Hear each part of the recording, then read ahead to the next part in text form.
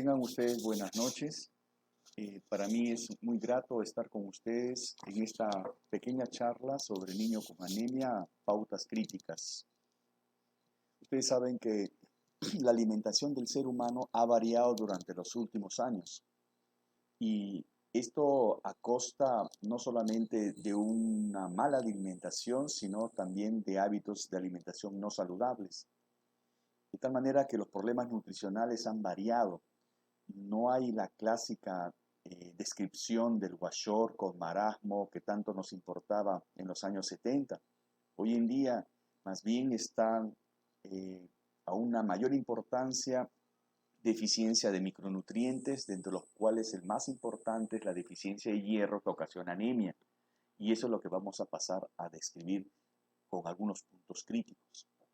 Recuerden que la desnutrición o malnutrición por deficiencia siempre ha sido un problema en el país. Esta frecuencia ha disminuido conforme avanzan los años. Ustedes recordarán que esto resulta del consumo insuficiente de alimentos y de la aparición repetida de enfermedades infecciosas. Niños que se enferman repetidamente y no se alimentan adecuadamente o no son orientados. Implica pesar menos de lo normal para la edad, tener una estatura inferior a la que corresponde a la edad. Es decir, sucede un retraso del crecimiento.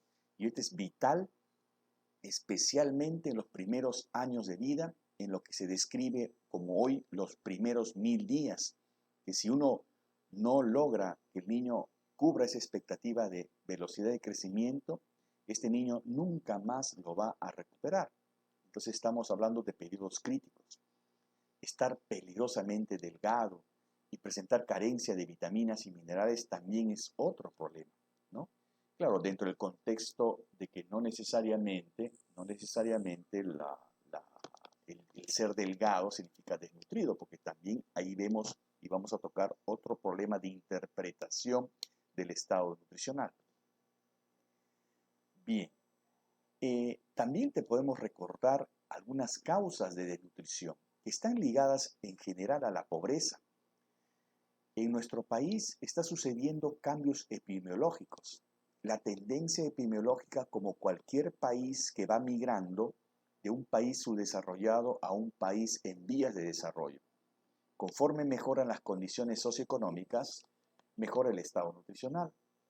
Y el mejor ejemplo es Chile, que disminuyó la desnutrición, pero aumentó la obesidad. Y ese es el gran problema en nutrición, no encontrar el punto intermedio.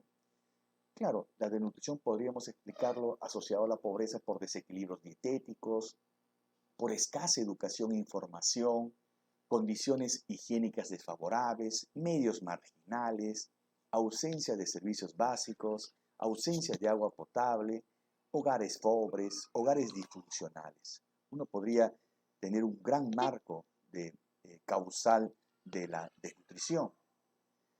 Si quisiéramos resumir, podríamos decir es la deficiencia en la ingestión, absorción, utilización de nutrientes, o de repente una situación de consumo, pérdida excesiva de calorías, o un incremento de requerimientos en etapas críticas de desarrollo. Ya habíamos comentado los primeros 1000 días. Otra etapa crítica es la pubertad. ¿Cuántos niños no logran un estirón puberal porque no se alimentan adecuadamente? Y son individuos con propensión a enfermedades. La interpretación siempre ha sido antropométrica de la desnutrición. Y ahí quizás hay un error de trasladar la clasificación de Waterloo a la parte de nutrición clínica. Porque en nutrición clínica uno tiene un paciente, no tiene una comunidad, no tiene una población. De tal manera que la somatometría, la antropometría, tiene que ser complementada por la evaluación clínica para estar seguros si ese niño es un desnutrido o no. Porque muchas veces por el temor a la desnutrición sobrealimentan al niño y ocasionamos otro gran problema nutricional que es la obesidad. Ustedes recordarán que la clasificación de Waterloo clásicamente contempla el peso para la talla y la talla para la edad. De tal manera que si el peso para la talla y la talla de la edad son normales, es un niño normal. Y si el peso para la talla está bajo y la talla para la edad normal, es un niño desnutrido agudo. Sin embargo, si la talla para la edad está bajo y el peso para la talla está normal, sería desnutrido crónico. Pero ojo, esa es la interpretación tomando a la ligera el peso y la talla, que es útil en comunidades. Pero en nutrición clínica estamos frente a un paciente donde tenemos que interpretar si esa antropometría corresponde por la historia clínica y por examen físico a la desnutrición. Porque recuerden, un niño con peso para la talla normal y talla de abajo puede ser un síndrome de Down, puede ser un síndrome de Turner, puede ser una talla corta familiar, puede ser un retardo de crecimiento constitucional, que no son desnutridos crónicos. Entonces, estamos en un país donde la desnutrición crónica ha bajado y uno siempre tiene que tener la perspectiva de la información adecuada y sobre todo de la interpretación adecuada de la antropometría. Entonces, por eso la clasificación de Waterloo es una clasificación excelente, pero hay que interpretarlo de manera adecuada, especialmente cuando uno está frente a un paciente. Están lejanos los días en que uno veía en el antiguo Hospital del Niño, hoy Instituto de Salud del Niño, los casos de kwashiorkor con grandes edemas, ¿no? Y que niños que fallecían al amanecer con complicaciones como las neumopatías supuradas, niños que tenían marasmo con ascitis, ¿no? Es decir, eran situaciones extremas de desnutrición que ahora ya no se ven. Es poco probable encontrar un kwashiorkor o un niño tremendamente marasmático en un servicio de hospitalización. Quizás niños delgados, quizás niños malnutridos, pero no de la forma extrema como veíamos antes. Por supuesto, hay que tener en cuenta que de repente en algunas zonas más lejanas es probable que podríamos encontrar estas situaciones de extrema desnutrición. La OMS ha planteado clasificaciones del punto de vista antropométrico. Ustedes pueden ver en el cuadro, ¿no?, qué indicadores de crecimiento son útiles y ahí ven las desviaciones estándar y ahí se realiza una clasificación a qué llamaríamos obesidad, a qué llamaríamos sobrepeso, a qué llamaríamos riesgo de sobrepeso, riesgo de talla baja, riesgo de desnutrición, talla baja, es decir, una serie de diagnósticos basados en la antropometría, pero que el médico debe interpretar adecuadamente, basado no solamente en la antropometría, sino en la historia clínica del paciente con los antecedentes, ¿no?, desde que nació, y un adecuado examen físico. La OMS, por otro lado, nos ha planteado claramente cuáles son las pautas críticas de un crecimiento óptimo. Porque un crecimiento óptimo se logra en base a una nutrición óptima, es decir, comenzando porque el niño nazca con un peso y talla adecuado, es decir, un control prenatal, por supuesto, adecuado. Pero que el niño que nace tiene que tener lactancia materna exclusiva los primeros 6 meses de vida, alimentos complementarios adecuados en energía y proteínas, un ambiente óptimo, ausencia de contaminación microbiológica, ausencia de tabaco y fumar, acceso óptimo a cuidados de salud, inmunizaciones, buenos estándares de cuidado médico pediátrico. Todo eso nos asegura de alguna manera un crecimiento óptimo en la población. Y la OMS lo ha graficado muy bien, porque cuando uno ve las gráficas de los promedios de las tallas en esos niños que son cuidados de esa manera, esos niños que están en los primeros 2 años de vida, independientemente del país que venga, crecen igual los niños. Eso quiere decir, si a nuestros niños, los cuidamos teniendo en cuenta estas pautas críticas que nos da y nos brinda la OMS, todo niño debe de crecer de la misma manera, especialmente los primeros 2 años de vida, que son los famosos 1000 días críticos del niño, independientemente del lugar que viene. Miren que la OMS ha tomado países de Brasil, Ghana, India, Noruega, ¿no?, Estados Unidos. Entonces, eso es importante recordar. Y de ahí resultan las gráficas de crecimiento de la OMS, que son tablas referenciales adecuadas que refieren cómo debe crecer el niño y no como las tablas de la CDC que nos dicen cómo crecen los niños, que es diferente, ¿no? Cómo deben crecer o cómo crecen los niños. La malnutrición también ha sido un problema en niños hospitalizados. Recuerden que cerca del 15 al 50% de niños hospitalizados presentan malnutrición.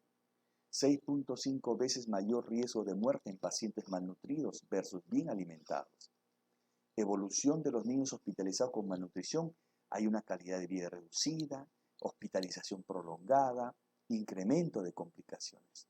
O sea, también hay que tener en cuenta que el niño se puede enfermar, pero que no se acompañe de desnutrición, esa hospitalización.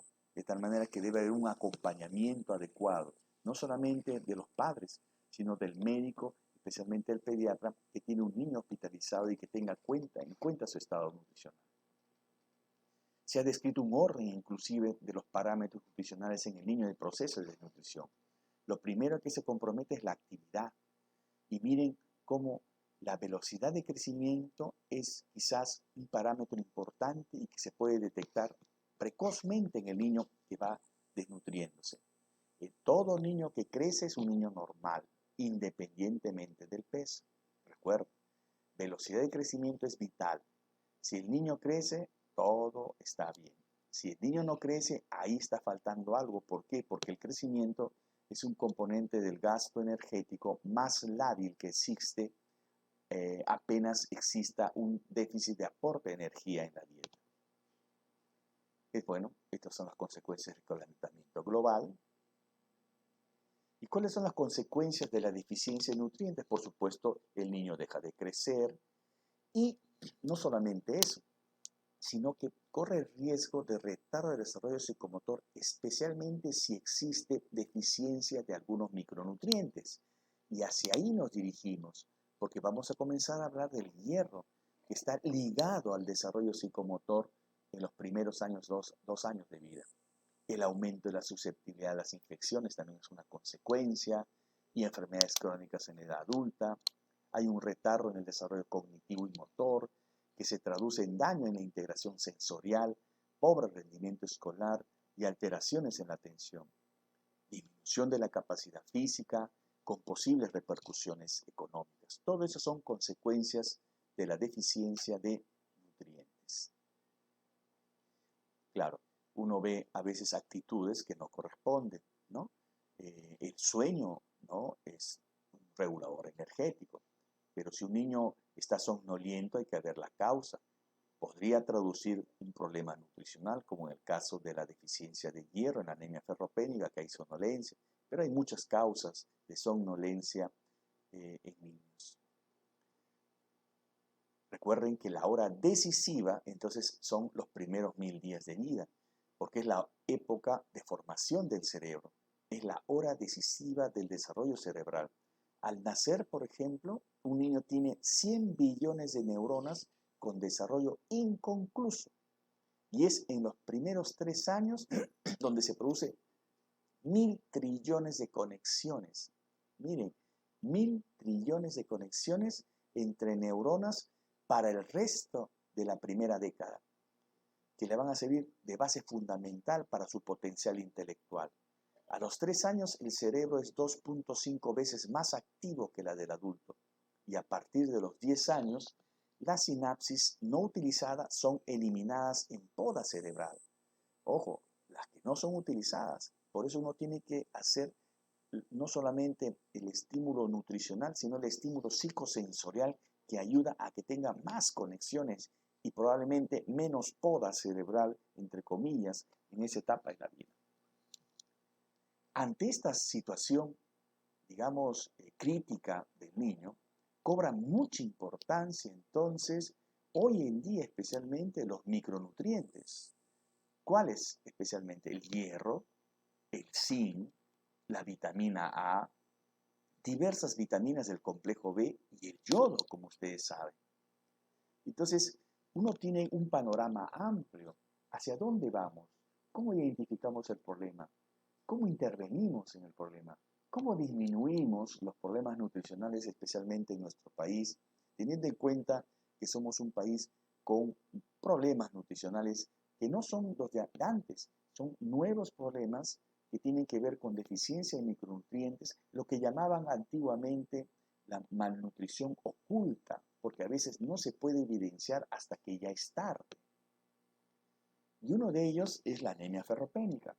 Recuerden que esta anemia ferropénica es la anemia más frecuente que existe en el niño y lamentablemente muy prevalente en nuestro país. Esta es un síndrome caracterizado por la disminución de hemoglobina, por debajo de los niveles considerados normales a determinada edad, sexo, actividad y altura sobre el nivel del mar, ante una deficiencia de la concentración de hierro en el organismo que lleva a una inadecuada oxigenación celular. Entonces, sepan pues la magnitud de las consecuencias si es que un niño entra en un estado de anemia ferropénica. Recuerden que con respecto al hierro, se debe tener en cuenta que el recién nacido no tiene reservas. Todo su aporte depende de la madre y factores como la edad gestacional, peso al nacimiento, cómo colocan al niño en el parto. Recuerden que hay que colocarlo en el nivel más bajo que la madre y hay que retrasar la ligadura del cordón, no cortarlo inmediatamente. Son estrategias básicas que aseguran un punto de partida de reserva de hierro adecuado frente a un niño que, digamos, puede comprometer su potencial intelectual o de repente tiene otros riesgos. El hombre nace con 500 miligramos y a los 15 años cuenta con 5 gramos. Por lo tanto, requiere un balance positivo de 0.8 miligramos al día. Un niño necesita como mínimo 0.8 a 1.5 miligramos al día y pierde 0.2 a 0.5 miligramos por kilo al día. Al ser la absorción del hierro el 10% de la ingesta, se deberá aportar 8 a 15 miligramos por kilo al día. Y un detalle importante es recordar cómo se regula el hierro. Acá cobra mucha importancia el papel de ciertos reguladores, por ejemplo la epsidina. Recuerda que la epsidina se produce en el hígado. ¿Y qué hace la epsidina? La epsidina inhibe la salida del hierro de los tejidos hacia la sangre, de tal manera que constituye un regulador importante de la concentración de hierro. Porque si hay exceso de hierro, ¿no?, la epsidina se libera con mayor intensidad para evitar que salga hierro de los tejidos a la sangre. Pero si hay poco hierro en la sangre, la epsidina disminuye su producción. El hígado disminuye la producción de epsidina para que el hierro salga de los tejidos. Entonces la regulación es bien clara y bien importante. Es como si el hígado tuviera un sensor de hierro. El hígado se da cuenta cómo están los niveles de hierro. El hígado se da cuenta cuándo está faltando el oxígeno para que libere o inhiba la epsidina. Se da cuenta cuándo está invadido por microbios o por bacterias o por toxinas, porque eso también afecta y eleva la epsidina para que disminuya la salida de hierro y para que no complique el estado de enfermedad del ser humano en ese momento. Entonces miren qué importante es el papel de la epsidina.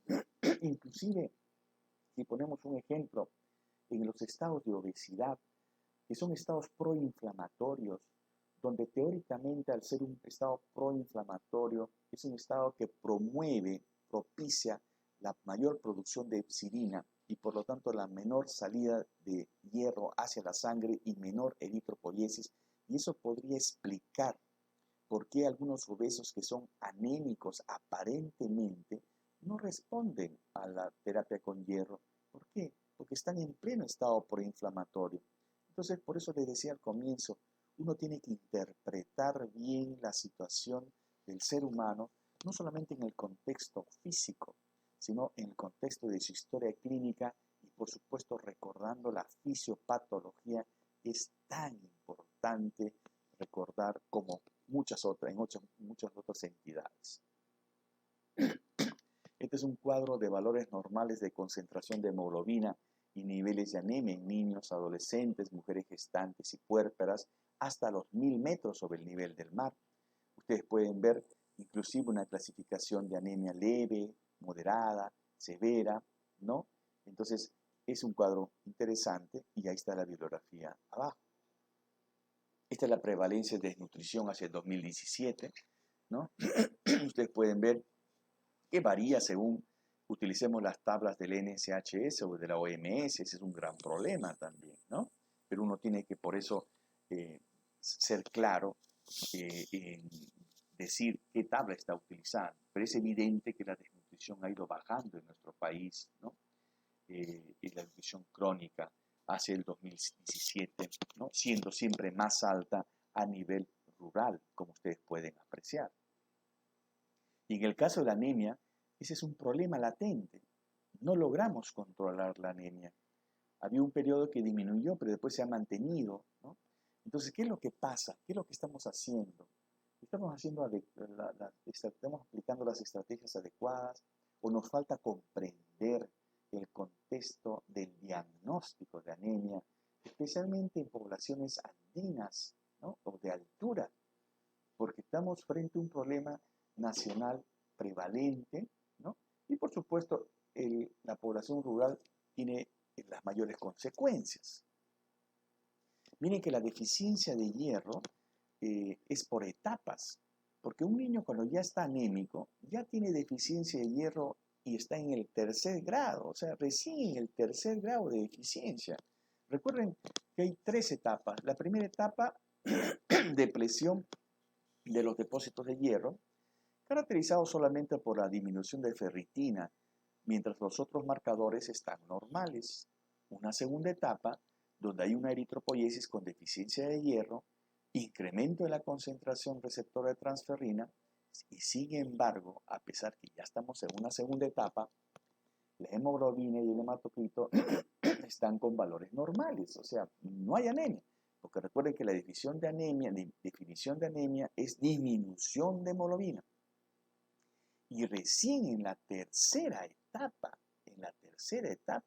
recién hay anemia ferropriva con hemoglobina baja. Entonces, ojo, acá lo interesante sería rescatar los niños que ya tienen deficiencia de hierro, pero sin anemia, y no esperar que los niños tengan la anemia declarada, porque hay estados de deficiencia de hierro sin anemia.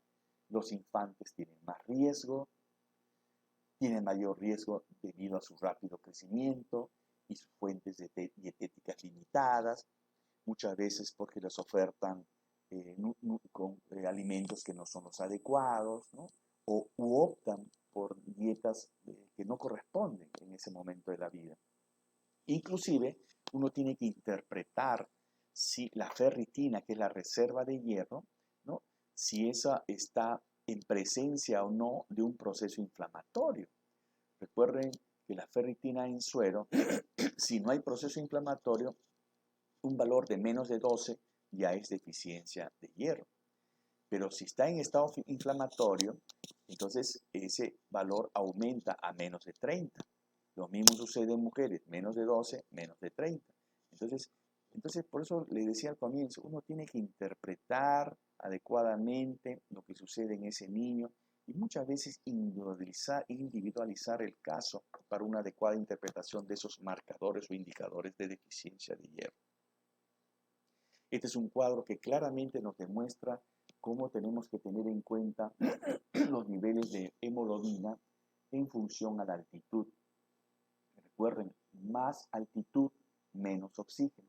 Menos oxígeno, mayor necesidad de hemoglobina. Por eso uno tiene un punto de corte, por ejemplo, si estuviéramos en Huancayo a 3.500 metros sobre el nivel del mar, ¿no? Sería no 11 el nivel de anemia, sino 13.7, es decir, 11 más 2.7.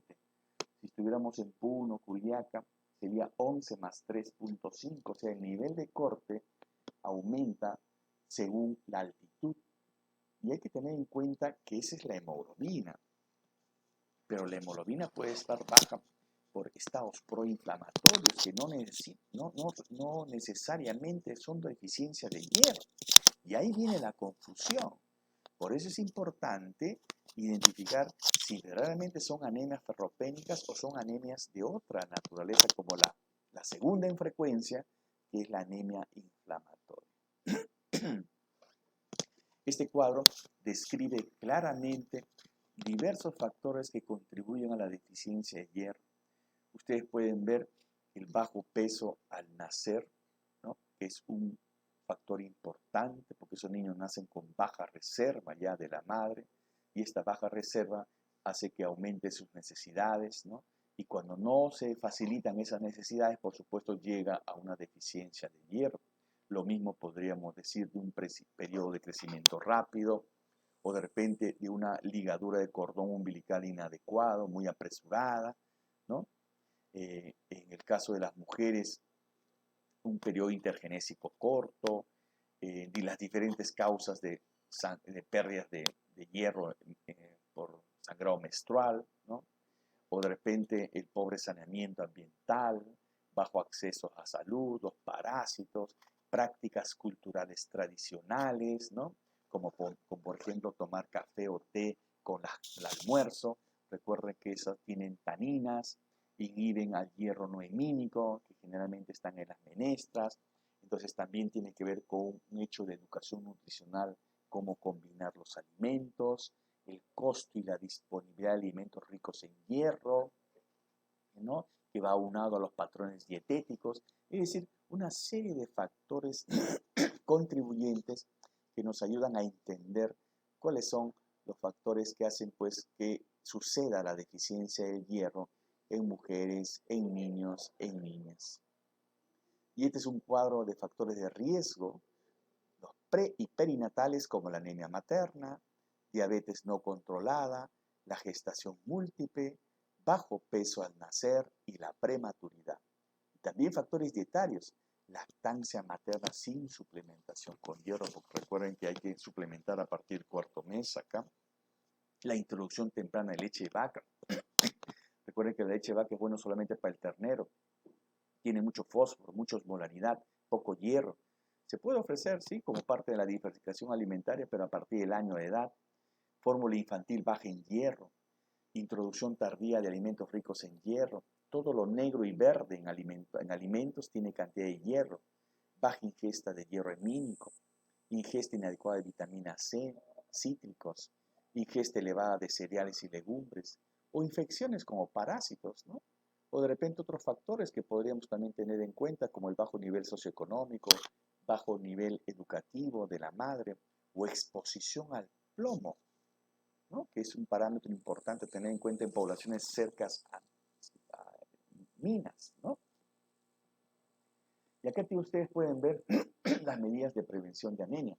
En la gestación cobra mucha importancia la educación alimentaria para que sea variada, incremente la inclusión de alimentos ricos en hierro, como la sangrecita, el hígado, el vaso, ¿no?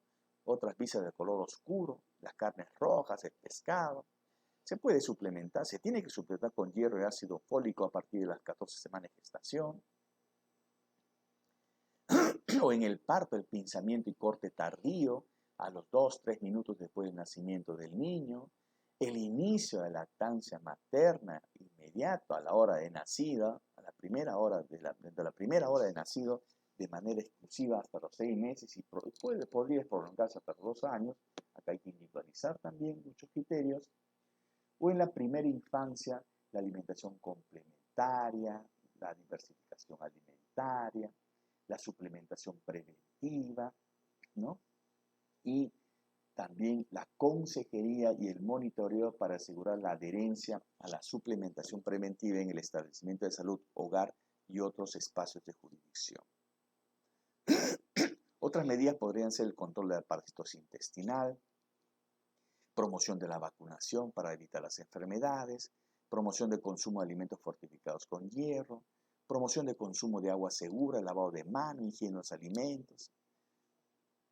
Entonces, una serie de estrategias básicas, ¿no?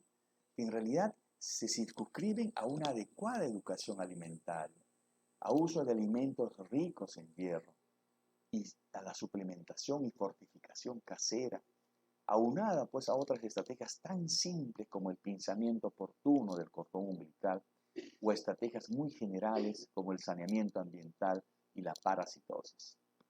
Recuerden, los requerimientos nutricionales lactantes son satisfechos de manera eficiente por una sola fuente de alimento altamente específica, la leche materna, que le da no solamente los nutrientes, sino le proporciona la base fundamental para más tarde tener una conducta alimentaria saludable. Esta promoción de lactancia materna es una obligación con técnicas de lactancia materna adecuada. Y comprender que la leche humana como alimento ideal muchas veces no la hemos terminado de comprender. ¿Por qué? Porque a veces suceden hechos como el de la figura, ¿no? Niños que se vuelven bien adiposos, ¿no? Niños como michelines, son buenos succionadores, pero hay una serie de factores que hoy se pueden describir por la metabolómica y que hacen que una leche de madre sea diferente a otra. Por ejemplo, la leche humana de una madre obesa es diferente a una leche humana de una madre que no es obesa. Y la metabolómica nos está dando ciertas capacidades de entendimiento para poder comprender algunos efectos de la leche materna. Pero sobre todo, considerar que es el único alimento ideal y es el que debemos propiciar como médicos a los diferentes niveles de atención. Todo niño tiene derecho a lactancia materna, y no como en la figura que se pregunta, ¿solo el derecho? Yo pensé que también el izquierdo. Criterios diagnósticos. El criterio diagnóstico, por supuesto, es el clínico, basado en la anamnesis y el examen físico. La anamnesis evalúa los síntomas de anemia y utiliza la historia clínica de la atención integral del niño, adolescente, mujer gestante y puérpera para su registro. Pero el examen físico es importante, la palma de las manos, la palidez de las mucosas oculares, examinar la sequedad de la piel, porque recuerden que hay muchas causas de anemia, no solamente la anemia ferropénica. Puede haber anemia condicionada por enfermedades crónicas, anemia condicionada por hipotiroidismo. Por eso que la evaluación del médico tiene que ser integral para llegar a un diagnóstico adecuado. Examinar si hay caída de cabello, sequedad, observar la mucosa sublingual, verificar la coloración del lecho unguial presionando las uñas de los dedos de la mano. Uno podría establecer dentro de esa clínica manifestaciones leves, moderadas y severas. La leve es asintomática, por eso es que a veces no da síntomas, inclusive no produce retardo del crecimiento, porque el hierro al comienzo no produce retardo del crecimiento. Entonces uno no podría visualizar la velocidad de crecimiento, puede estar yendo a una deficiencia de hierro y siguiendo una curva de crecimiento. Por eso uno tiene que tomar poblaciones críticas. Puede haber manifestaciones moderadas, donde el apetito está disminuido, hay fatiga, hay irritabilidad, tolerancia al ejercicio reducida, palidez, taquicardia, y las formas severas con taquicardia, ya problemas cardiovasculares, ¿no? Hepatomegalia, distensión de las venas del cuello, etc. Estos son los grupos susceptibles, los lactantitos, los adolescentes, las mujeres en edad fértil. Recuerden que acá los lactantes son pequeñitos y son alimentados inadecuadamente, puede tener un riesgo. Y también los prematuros y los gemelos. Como nacen pequeñitos, nacen con baja reserva. Los adolescentes por el estirón puberal, las niñitas porque inician las reglas, y las mujeres en edad fértil por las pérdidas menstruales por diferentes motivos, el uso del DIU o el embarazo. Pero la consecuencia más fatal es que reduce la capacidad de aprendizaje. Y esto está bien claro. Un poco más de la mitad de la formación del cerebro ocurre durante la gestación, alrededor del 90% al terminar el segundo año de vida y el resto entre los 2 y los 3 años de vida. ¿Eso qué quiere decir? Que es una etapa crítica. Si no hacemos por alimentar bien al niño, corremos el riesgo de mermar su potencial intelectual, especialmente si se compromete la ingesta de este nutriente tan importante que es el hierro. Miren cómo se ve el desarrollo del cerebro en desnutridos y anémicos y en nutridos, en bien nutridos. Es totalmente diferente. Las conexiones nerviosas que se establecen influyen sobre la capacidad intelectual del niño y su agilidad mental futura. Esta fotografía nos refleja claramente la influencia de un estado nutricional adecuado para un desarrollo cerebral adecuado y por lo tanto asegurar el potencial intelectual del niño. Estas son las áreas de posible impacto, son inespecíficas. Miren, la síntesis de porfirina, el ciclo de Krebs, la síntesis de ácido nucleico, la síntesis de catecolamina, la síntesis de serotonina. Es decir, el impacto de deficiencia o alteración de esto es a diferentes niveles. Por eso es que la deficiencia de hierro tiene expresión muy inespecífica. Tampoco no vamos a propiciar que coma lo que quiera el niño. Tenemos que, esto tiene que ir a la mano de una conducta alimentaria saludable. El diagnóstico de anemia se hace por las cifras de hemoglobina, pero también en una lámina puede haber microcitosis e hipocromía. Y por supuesto, constatar que la ferritina esté baja. Ustedes tienen la lámina del lado izquierdo, donde justamente no más de un tercio es el área clara en el eritrocito, ¿no? Pero si está más de un tercio, ya es hipocrómica, ¿no? Por eso que esta es una lámina típica de una anemia hipocrómica y microcítica, porque ven el tamaño reducido de los eritrocitos. El diagnóstico debería incluir una prueba, la prueba ideal, que es capaz de identificar la deficiencia de hierro sin anemia, para iniciar el tratamiento de deficiencia de hierro en la fase preanémica y así prevenir la anemia por deficiencia de hierro y sus consecuencias en el desarrollo psicomotor y de comportamiento. Lamentablemente, ningún test con esas características es ampliamente usado en la actualidad. La prueba estándar siempre ha sido la hemoglobina, pero recuerden que la hemoglobina detecta el tercer nivel de deficiencia de hierro. Hay otros marcadores, la ferritina, saturación transferrina, niveles de protoporfirina, y siempre se proponen estrategias como medir protoporfirinas y hemoglobina, o lo que más comúnmente se utiliza, medir hemoglobina y ferritina para asegurar el diagnóstico. Este cuadro vuelve a resaltar la importancia de los 3 estadios de deficiencia de hierro y les vuelvo a recalcar cómo es que la anemia ferropénica recién aparece en el tercer estadio. Este es un trabajo que hicimos hace mucho tiempo atrás, en el 2005, como suplementando con hierro, la hemoglobina comenzaba a elevarse a partir de la semana 12. Por eso que los tratamientos hoy en día son mínimo 3 meses. Uno puede prolongar el tratamiento mientras no eleve la hemoglobina, pero mínimo 3 meses. En una semana no va a pasar nada, en un mes no. Y miren lo mismo con la ferritina, cómo se eleva hacia la semana 12. Entonces, es mínimo 3 meses. Y por supuesto, cuando uno examina a un niño con anemia, hay que ver si está enfermo o no. Recuerden, hay una anemia por enfermedad crónica, que no necesariamente es ferropénica. Esa es la segunda causa más importante de anemia. Ocurre cuando el paciente está enfermo, es decir, cuando hay actividad inmune aguda o crónica. Por eso se llama anemia por inflamación. El niño sale de enfermedad, la hepcidina baja, el hierro sale y la eritropoyesis comienza a funcionar.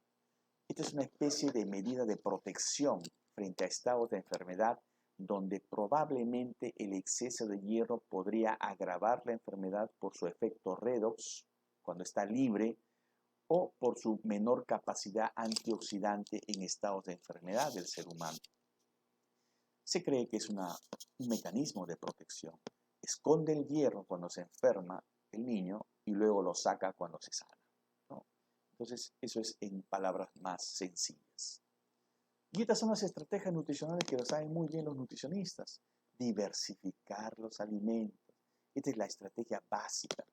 Esto es lo que nos permite asegurar que todos los nutrientes estén en la dieta diaria del niño. Hortalizas de hojas verdes, legumbres, frutas y verduras, hígado, carnes rojas, evitar té, café con las comidas, usar alimentos enriquecidos, suplementar cuando sea necesario. Así que trabajemos por tener niñas y niños sanos. Recuerden, la interpretación debe ser holística, global, tal como nos obliga la formación en medicina.